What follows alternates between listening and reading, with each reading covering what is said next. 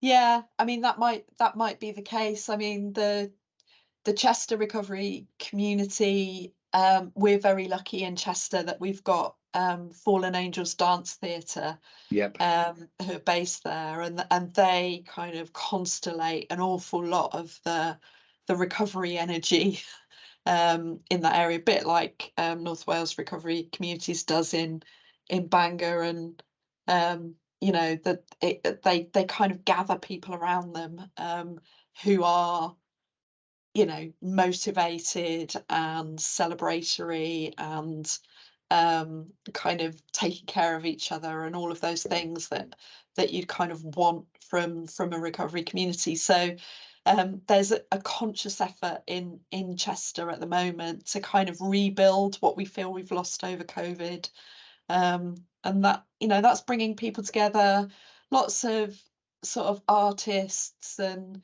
I don't mean especially talented people necessarily all the time, but people who want to share a bit of spoken word or bit of art or craft or whatever that tells the story of their recovery journey.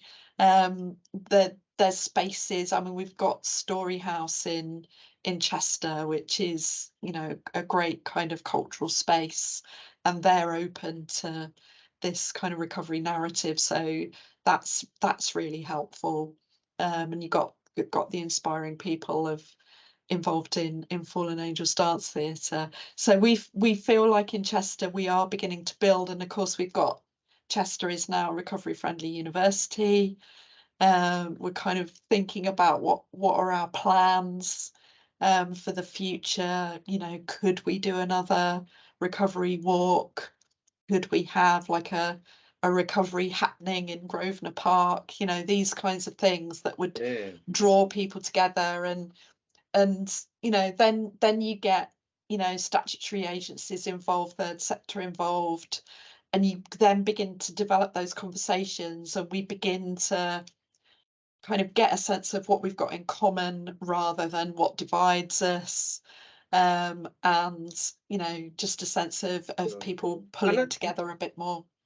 And I don't see that as all unhealthy. I mean, I think the loss of the national beacon or challenge to some degree is,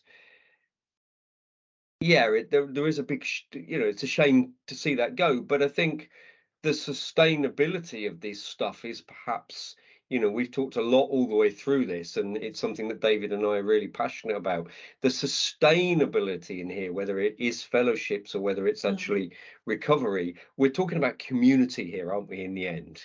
Well, you I talk know, about grassroots community, aren't yes, you? You're talking about the people that you actually know in your local yeah, area who talk the same language as yeah, you. So, um, that it's necessarily kind of local community based. I think, you can jump to that to a larger national discourse.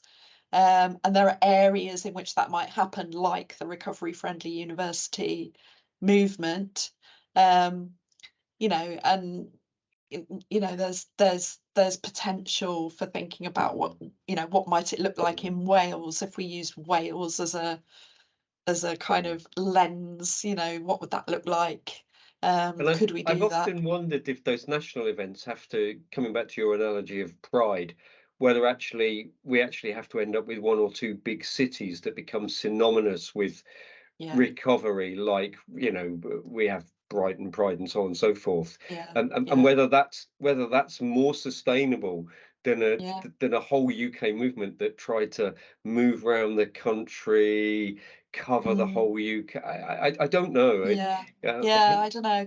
I mean, I think it's probably worth mentioning that there is still a UK, Faces and yes, Voices of Recovery UK, and they do still run an annual recovery they do. walk. Yeah, indeed. Yeah, And the next one is going to be in Hull in September, which is International Recovery Month. So yeah. that is still happening, And folk go, and we always try to yeah, get a bus from North Wales Recovery Community to yeah, go and stuff like yeah, that. yeah, So yeah, yeah. yeah, I think it's important, but it yeah, it's interesting. You said it doesn't feel the same as it was 12 years ago, perhaps. Yes. Yeah, yeah. Mm. But that doesn't mean it can't be again. Yeah, no, And, of course.